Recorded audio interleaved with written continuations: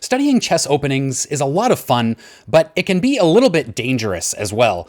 It can be all too easy to get caught up in the variations and the gambits and all the different memorization that we feel like we need to do, and to forget to focus on fundamental underlying principles, which are the goals of every opening out there. So in this video, we're going to walk through some of the main important principles of openings, as well as how some really common openings follow these principles. Understanding this won't just help you with your own openings and help you to kind of understand them more deeply, but also help you to navigate unfamiliar positions as well when you find yourself there if, your opponent plays into an opening that you have no idea how to play against, for example. So let's dive in and have a look. So we're going to look at three kind of main principles, as well as sort of a fourth bonus one. The first one, you've probably heard this a million times before, but we want to control the center. This is early in the game, and even later in the game as well, really the most important part of the board, because a lot of pieces can end up kind of going through the center, and a lot of attacks can end up happening through there. And so the more of the center you control early in the game, the more of an edge you'll have kind of going into the middle game. The second principle is you want to get your pieces developed. So you want to get, especially your knights and bishops, you want to get them out into the game, out into the battle, so that they're starting to control things, they're starting to put pressure, they're starting to defend your position, and starting to kind of control some space on your opponent's side of the board as well. Maybe starting an attack, but that's not always the goal. Sometimes it's just to try to make our own position very solid and very ready to go for that middle game. And so often, like I said, you want to do knights and bishops first, depending on the game and the opening. Sometimes knights before bishops can be helpful because usually you kind of know where your knights want to go. Typically they want to go to kind of these fairly active squares, and we'll look a little bit more at why that is a little bit later. In any case, you want to get your minor pieces out. So number one is control the center. Number two is get your pieces developed, especially your knights and bishops.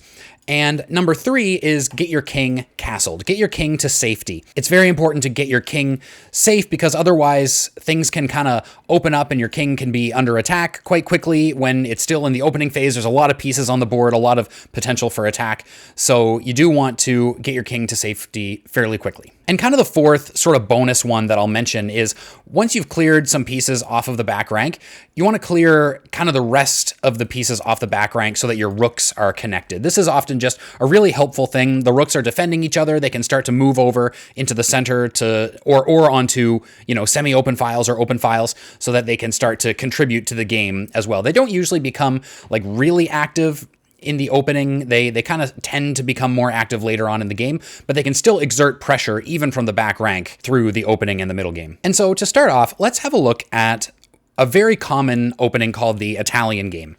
So first of all, this is the most common first move of chess, e4. And e4 is pretty sensible. Not only does it control central space, and also kind of these flank squares can also be pretty handy to control as well, but along with controlling the center, it opens up this bishop to develop, and it also opens up the queen. I mean, that can be useful in some openings. Often you don't want to bring your queen out too early because it can just be attacked and chased around and you can lose time in the opening. But e4 does open up that possibility. The most common response from black is e5 for all the same reasons, basically, right? It's just a direct, kind of principled and confrontational way to fight for space in the center of the board right away. And so white's most common response here is knight f3. And knight f3 is nice because it does a few things. First of all, it develops a piece, it develops the knight, and it develops it to this active square that I was talking about earlier. And one nice thing about this active square is it also controls central space. Plus, you can see in this case, it's actually attacking this pawn and threatening to capture the pawn. And so knight f3 is a very strong principled move.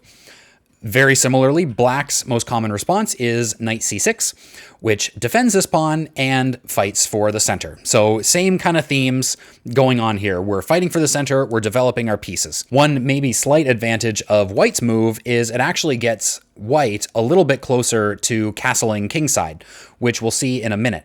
So the game can go a bunch of different directions from here, but the Italian game is characterized by this move, bishop c4. And bishop c4 does a number of things.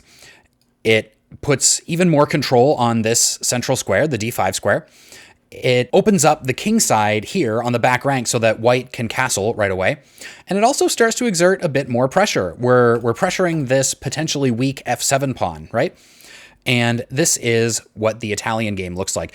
And there's a bunch of different ways that this can go. I'm not going to follow too much theory right here, but I'm just going to show you some other ideas. One thing that black can do is just develop another knight. I believe this is called the two knights defense of the Italian.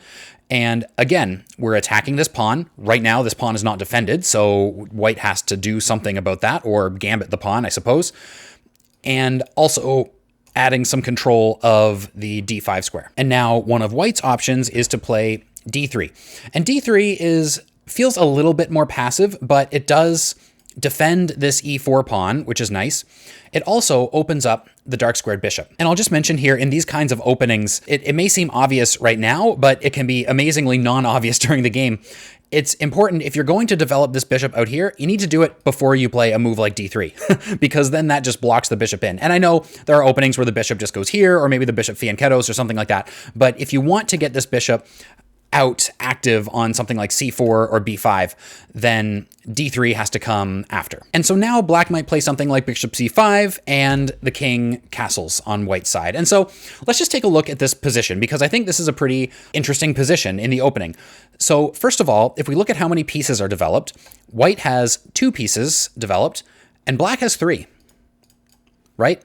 So it kind of looks like black is ahead in this opening. What happened? Well, actually, it's more balanced than you might think.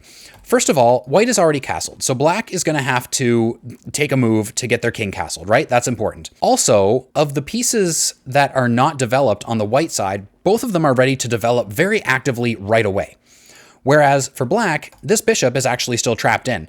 And so one of these pawns is going to have to move somewhere before this bishop can get developed, right? And so in the end, this is actually a pretty balanced opening. Both sides are doing pretty well. Let's have a look at another example of the Italian game. We're going to follow just a little bit more theory and just look at how it can kind of, like the opening can kind of diverge a little bit from kind of these basic principles, but still be following them in sort of a different way. It starts out the same, e4, e5, we bring out the knights, we bring out the bishop. In this case, I think this is the more common move, bringing this bishop out right away.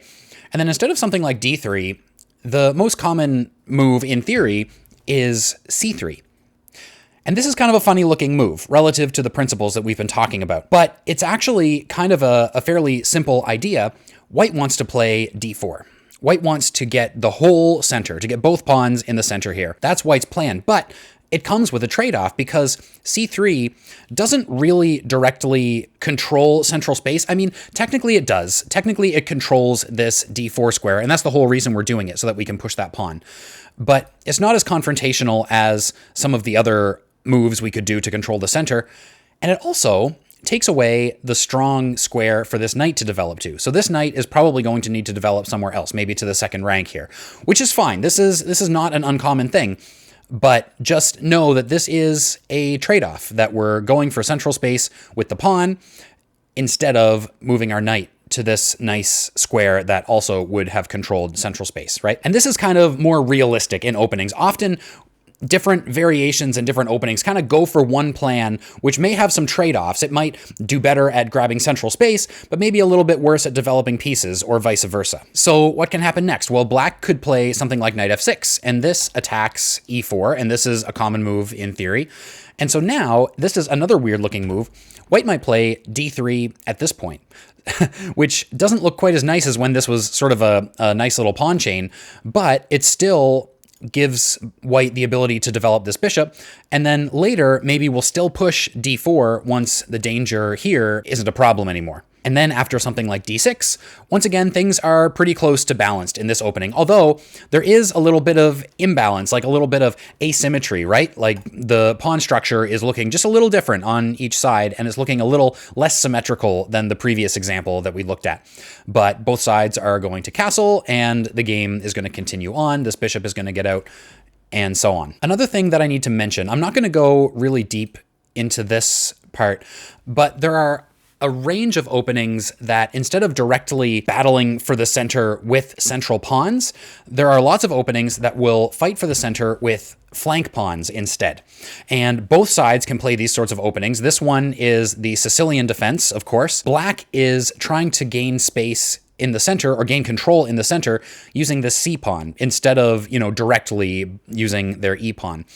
And then, after the knights come out, another nice advantage is this pawn is not blocked in by this knight, which it often would be, right? And so black will have an easier time maybe expanding and grabbing more space on this side of the board.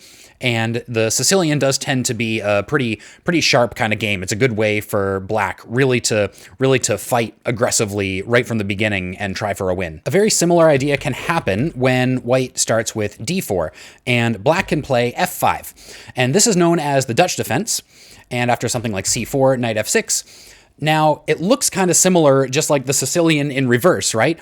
Except it's actually quite different. There are a few interesting things here. First of all, it's the F pawn on the king side that isn't blocked in by the knight now. And so later, black might try for an expansion on the king side, which if white is castled this way, which is quite common, then it could become very dangerous. On the other hand, it immediately opens up this light square diagonal against black's king.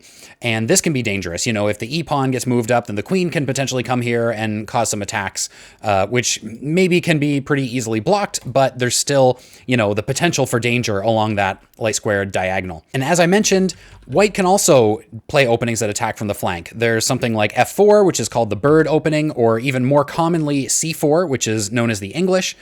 And these are just other types of openings where, again, we're following the same principles. We're trying to control the center. We're just doing it from a bit of a different standpoint, a bit of a different direction. Maybe not quite as direct, but it still works really well. All of these openings are played quite a lot. And finally, let me just show you one more example of my favorite opening to play as black, which is the Caro-Kann, because there are some pretty interesting considerations with this opening as well. After white plays e4, we play c6. Relative to the principles we've been talking about, again, this seems like a little bit of a strange move. This isn't really trying to fight for central space, but very similar to the c3 move that we talked about earlier in the Italian opening, c6 is indeed controlling the d5 square so that we can put a pawn there. And that's the whole point of why we would start with c6. Now, white will usually take the full center. And so again, this is a trade-off of the Caro-Kann. Like we can put this pawn in the center and have it quite well defended, but white is going to get both central pawns in the center immediately. At least that's what's most common. White doesn't always do this, but it's most common that white does. And so then we strike back with d5 right away. And there are a bunch of different directions a game can go here, but a very common one is the advanced variation, which is when white just simply pushes this pawn. And now a common response, the thing that I like to play, is to play c5. And again, it kind of looks like we wasted time here, right? That we played c6 and then c5, that we did two pawn moves, because that's kind of another thing in the opening as well. Not really a principle, but maybe a rule of thumb, I guess. You don't really want to move the same piece or the same pawn twice if you can help it. You really want to focus your moves on kind of achieving your goals, like getting each piece out before you start kind of maneuvering them around too much. And so in this case, we've broken that kind of rule of thumb. We've moved this pawn twice. But it does help to control central space.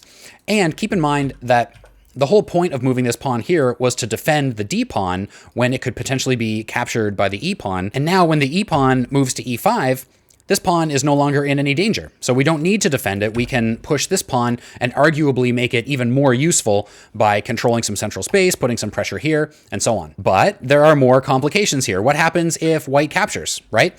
Then we need to know what to do and how to handle this game. What happens if white comes down here and gives us a check? This is where like some opening study to figure out how people handle these different cases and what some ways are to handle them well that have been sort of tried and true over the years can be helpful. But even so, just playing in a principled way can get you a long way.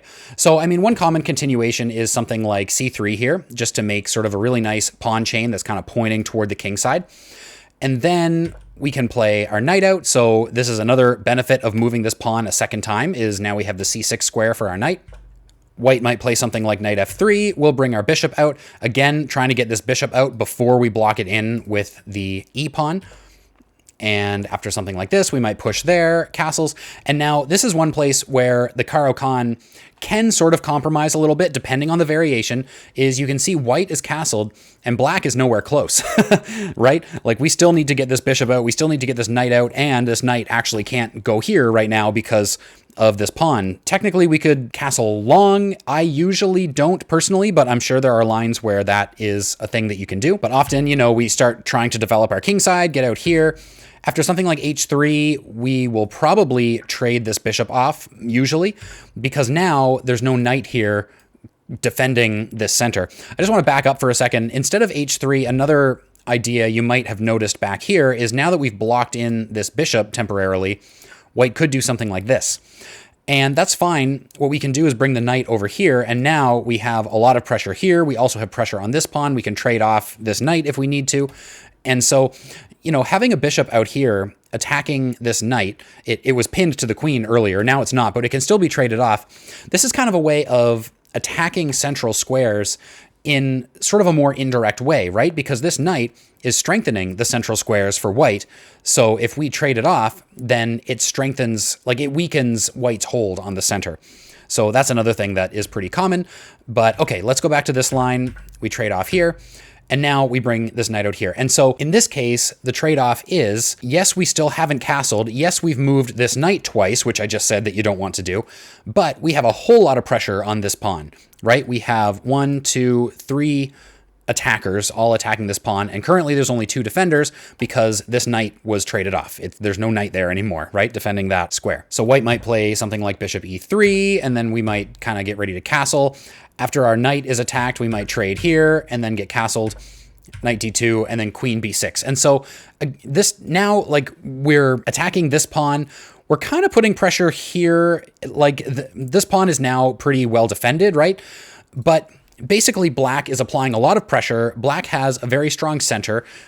And arguably, black's king is actually more safe now since this pawn left the f2 square. And so the engine actually gives this almost -1 for black. The engine says that black is quite a bit better out of the opening in this position. And I hope you can see how we kind of followed some principles. We tried to make sure we were pressuring the center. We tried to get things developed. Even though we were a little slow on the king side, we still got things developed there eventually. And we, again, exerted that pressure and just kept piling it on. So let's reset. Just as a quick recap, the first principle that I want you to remember is control the center. Try to get your pawns there, whether it's central pawns or flank pawns. And then the second principle is develop your pieces, your knights and your bishops particularly. And it's a bonus if you can get your knights to these nice squares where they're controlling the center of the board. That is way too many arrows, but I hope you I hope you get the point. And I'll just say, as kind of a side note, be careful of moving your f-pawn. There are plenty of openings that do this, whether it's the bird opening that opens it right away, or like, for example, I like to play something like this against the Sicilian where I end up moving my f-pawn. This is called the Grand Prix attack, and that's quite common. Or also, you know, the Vienna Gambit. That's another one that ends up with this f-pawn out early. But just be aware that whenever you're moving your f-pawn early, there's potentially counterplay against your king that can happen. So along with these opening principles of controlling the center, just keep some of those little things in mind because they can be a bit dangerous. Let's reset. The third principle, of course, is get your king castled, get your king to safety. It's fine if you want to castle long. It depends on the opening and depends on kind of how you like to play and what sort of game that you're going into, but definitely get that king castled. And then as a bonus, try to find a way to get your rooks connected. Get everything off that back rank. Put your queen on sort of a useful square that isn't on the back rank so that your rooks are connected and they can start getting into the game as well. And so those are opening principles in a nutshell. So my challenge to you is, for the openings that you play, try to see how they follow these principles, or try to see maybe how they diverge from these principles, but what kinds of trade-offs and what kind of compensation they're getting to effectively kind of break the rules, as it were. And whenever you're learning any new opening, do the same thing. Try to really understand deeply, like don't just memorize lines, but understand deeply how this opening is following the principles directly or indirectly, and what kind of advantages it's getting in kind of these different areas. I hope this video was helpful for you. If so, please hit that like button and subscribe, and I will see you on the next one.